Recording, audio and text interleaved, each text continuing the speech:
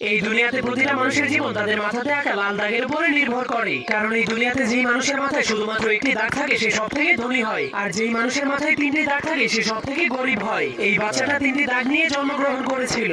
এরপর সে ধীরে ধীরে বড় হওয়ার পর সে দেখতে পায় তাকে শুধু গরিব মানুষের সাথেই থাকতে হয়, আর যাদের মাথায় দুইটি দাগ আছে তাদের গোলামি করতে হয়। এমনকি তাকে দুই দাগওয়ালা মানুষের জন্য সারাদিনই কাজ করতে হয়, যার ফলে দুই দাগওয়ালা মানুষের বাচ্চারা তাকে মারলেও সে কিছুই বলতে পারতো না। এই জন্য সে একদিন লুকিয়ে লুকিয়ে তার কপালের একটা দাগকে মুছে ফেলে। এরপর কাউকে কিছু না বলেই লুকিয়ে লুকিয়ে দুই দাগওয়ালা মানুষের রুমের মধ্যে চলে যায়। কিন্তু সে ভিতরে যাওয়ার পর দেখতে পায় সব দুই দাগওয়ালা মানুষের এক দাগওয়ালা মানুষের একদমই চাকরের মতো সেবা করছে, যা দেখার পর সে অনেক অবাক হয়ে যায়। এরপর সে বুদ্ধি খাটিয়ে তার আরেকটা দাগকেও মুছে ফেলে। কিন্তু যখন দুই দাগওয়ালা মানুষেরা দেখতে পায় তার কপালে এক দাগ, তখন তারাও তার সেবা করতে শুরু করে দেয়। তখন সে জীবনের প্রথমবার এত সম্মান পেয়ে অনেক খুশি হয়ে যায়। কিন্তু তখনই হঠাৎ করে উপর থেকে একটা মেশিন চলে আসে। এরপর সকল এক দাগওয়ালা মানুষদেরকে টেনে টেনে উপরে নিয়ে যায়। এরপর সেই মেশিন তাদের মাংসগুলোকে কেটে কেটে তিন দাগওয়ালা মানুষদেরকে খাওয়ার জন্য